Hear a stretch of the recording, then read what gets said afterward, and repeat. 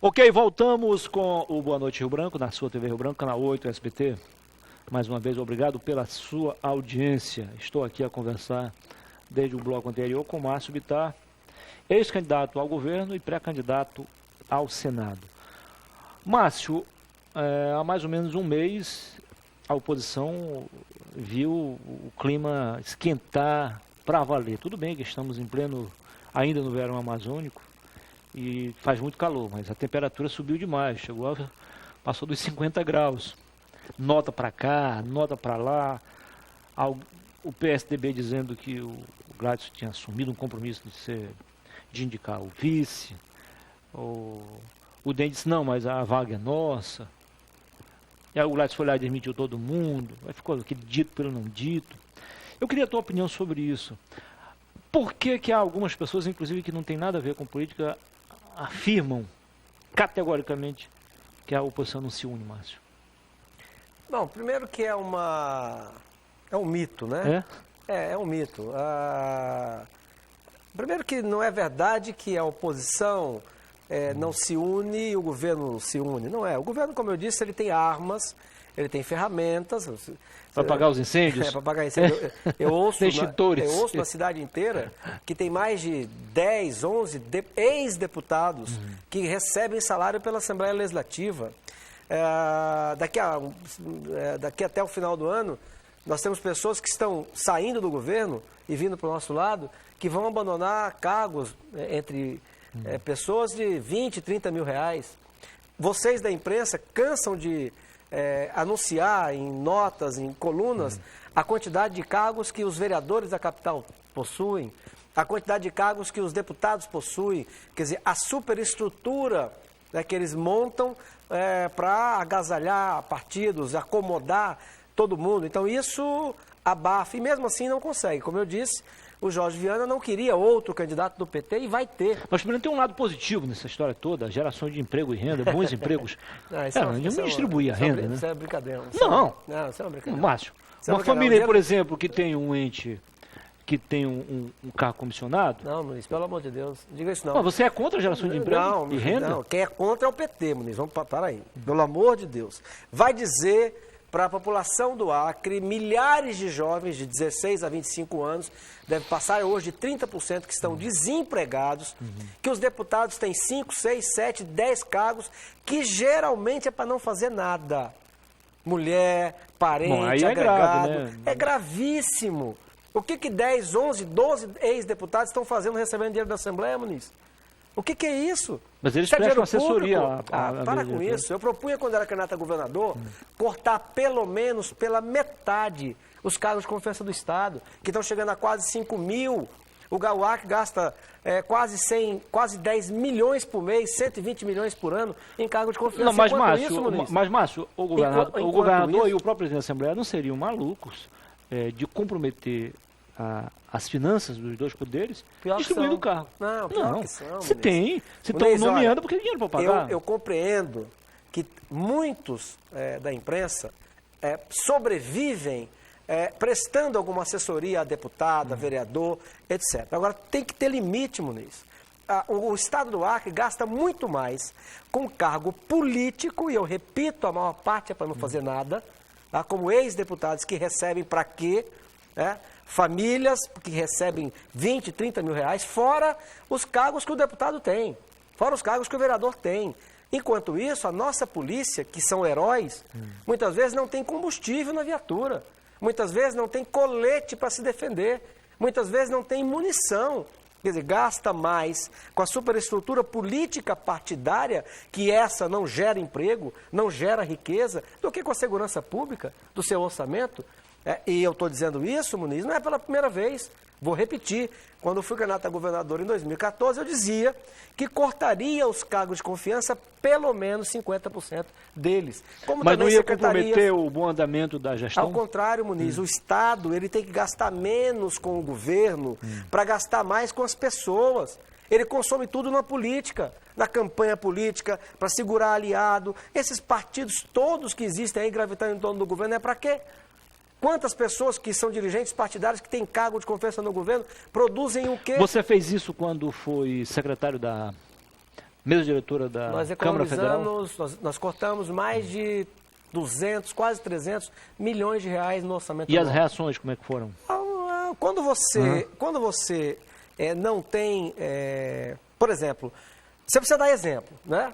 Então, mas tudo isso tem um preço, né, Paulo? Mas tem que ser, Muniz. Por exemplo, qual o problema do Michel ao propor a reforma previdenciária? É que ele se aposentou aos 53. Então, ele propõe que as pessoas têm que aposentar com mais de 50 anos, mas aí ele tem pensão especial.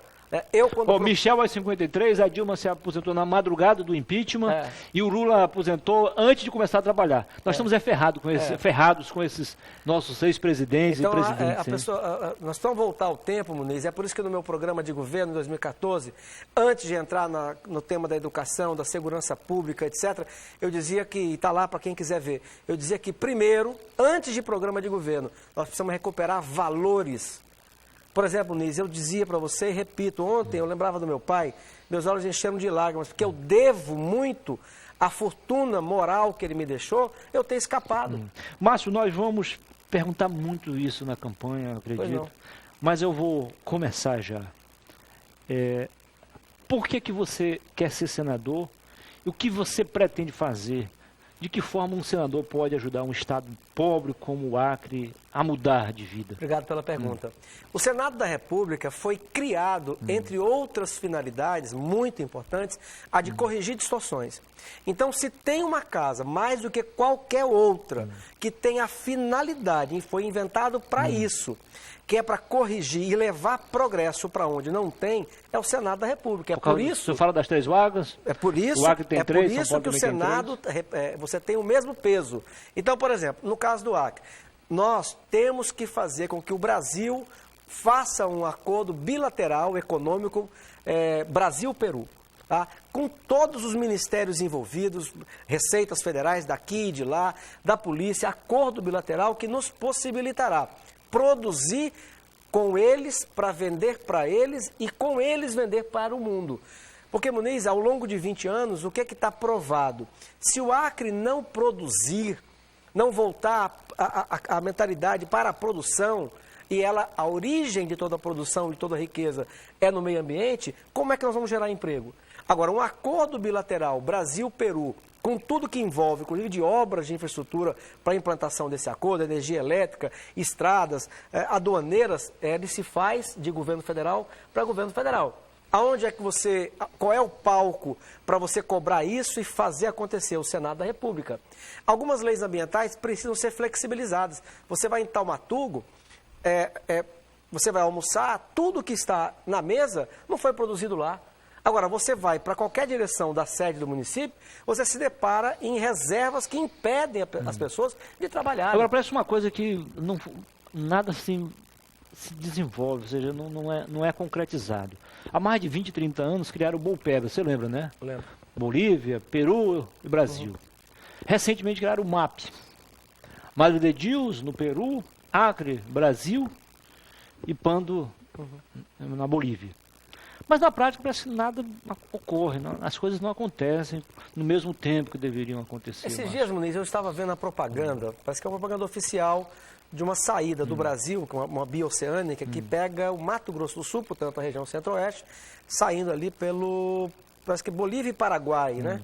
E até chegando lá no Oceano Pacífico. E a propaganda dizia, né, como o Brasil, então, ou pelo menos aquela parte do Brasil, vai se voltar mais para dentro do próprio país, da própria América Latina. Eu creio que o que você está dizendo, Muniz, seja muito responsabilidade do próprio Brasil. O Brasil sempre esteve... Acho que o Brasil tem que tomar a iniciativa, de fato. Tomar a iniciativa porque o Brasil é um gigante na América Latina, no mundo. E o Brasil sempre esteve olhando para a Europa. Não é que deva não olhar, né? Você tem razão, porque na verdade o que ocorre mesmo pouca intensidade, não é o Brasil, na verdade, é coisa do Acre. É do Acre. Não é uma política nacional. Então o Brasil, o governo brasileiro, e essa é uma preocupação minha, que se Deus me permitir eu vou levar para o Senado da República, o Brasil precisa virar. Por exemplo, hoje a própria Bolívia, eu estava lendo esses dias, a Bolívia hoje, no ano passado, na América Latina, o país que mais cresceu foi a Bolívia, seguido pelo Peru, que está aqui do lado. Agora, o Peru já vem nesse crescimento há muitos anos. Então, virar-se para o mercado latino-americano.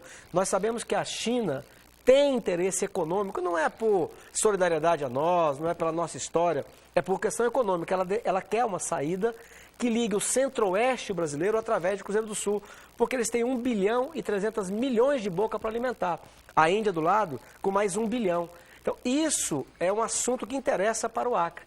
Interessa para o Brasil, interessa para a China, interessa para o Acre. Esses temas, como a questão da segurança, o Brasil precisa federalizar o crime organizado. Por falar em segurança, qual é a sua opinião, como pré-candidato, desse encontro que aconteceu de os governadores, debatendo vários assuntos, principalmente a questão da segurança e a prevenção, né? As ações de prevenção e combate à violência, sobretudo o narcotráfico aqui nas regiões de fronteira? Bom, a questão, saiu agora um novo relatório que constata o que nós já percebemos no dia a dia, né, com a nossa família, a insegurança, o medo que nós temos e tal. O Brasil chegou a uma espantosíssima marca. Né? Somos o país que mais mata no mundo. Agora nós chegamos a quase 62 mil pessoas assassinadas. É uma marca única no mundo. O Acre está com quase 30 assassinatos por 100 mil habitantes. E não é verdade o que o governador do Acre diz. Primeiro que ele só lembrou que o crime organizado tem que ser federalizado depois que o PT deixou de ser governo federal. O que é uma coisa correta. O crime organizado ele tem que ser mudado a Constituição para o governo federal organizar o combate a ele, por uma razão muito simples, Muniz. Que o crime organizado não tem fronteira, nem nacional, nem externa. Então ele tem que ser, na Constituição, tem que mudar a Constituição e passar a obrigação para o governo central. No entanto, os estados têm muito o que fazer. Por exemplo, o estado de São Paulo, que vive sob as mesmas leis do Brasil inteiro, é o estado muito mais seguro hoje do que o Acre. Pra você ter uma ideia, Muniz, enquanto o Acre está chegando a 30 homicídios por 100 mil habitantes, o estado de São Paulo não chega a 10. Hoje é muito mais seguro você andar na capital do estado de São Paulo do que você andar na nossa capital. E fundamentalmente, Muniz, o combate à insegurança, o combate à violência, se dá por um Estado que tem que ser rígido com o crime e com o criminoso. Não é política social. A visão da esquerda, que diz que o criminoso é um excluído da sociedade, que não teve oportunidade, é uma mentira, é um preconceito e não corresponde de forma alguma. Mas de um percentual sim, né, Márcio? Não é verdadeiro. Nós não estamos falando aqui em camarada que rouba um bujão de gás, batedor de carteira, não. Estamos falando em assassinato, em homicídio, em latrocínio. Isso é uma doença que não tem cura. Você tem que ter a pessoa na prisão. Inclusive, eu defendo a prisão perpétua. Veja, a Bolívia é muito mais pobre do que o Brasil. Prisão perpétua para o traficante? Também. Por exemplo, latrocínio, para mim, é um crime gravíssimo.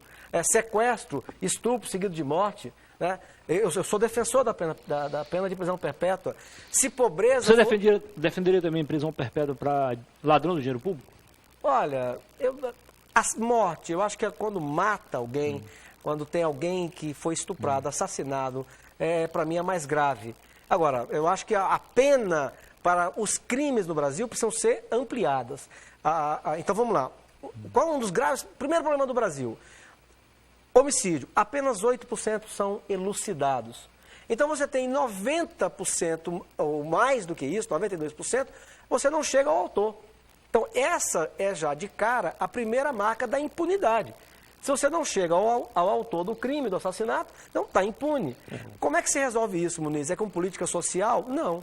Isso se resolve dando a polícias investigativas o poder, a estrutura, os estudos, os intercâmbios necessários para que ela tenha mecanismo para elucidar o crime. No mundo onde você anda seguro, a taxa é o oposto.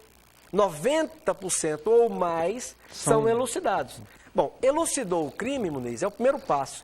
Qual é o segundo passo? Que a pessoa pague. E aí, no Brasil, as penas para crimes bárbaros precisam ser aumentadas. Muniz, eu sempre cito esse caso, aquela moça de classe média alta que namorou com um marginal, ela matou o pai e a mãe com o namorado bandido, na cama, com requinte de crueldade. foi condenada em 2006. Em 2016, ela já gozava o privilégio de estar no meio da Mas rua. a defesa dela argumentou que ela não poderia ser penalizada de forma tão severa porque ela era órfã de pai e mãe. Ah, que isso, pelo amor de Deus, E o aí- pai e a mãe, os pais dela... Mas ela era órfã de pai e mãe justamente porque ela tinha matado o pai e a porque mãe. tinha matado o pai e a mãe. quer Conversei dizer, aqui com o Márcio Bittar, pré-candidato ao Senado. Foi um prazer, Márcio, conversar com você. Boa sorte na campanha. Muniz, eu que te agradeço a TV Rio Branco, né, e dizer que com tudo que está acontecendo no Brasil, eu vejo isso como positivo.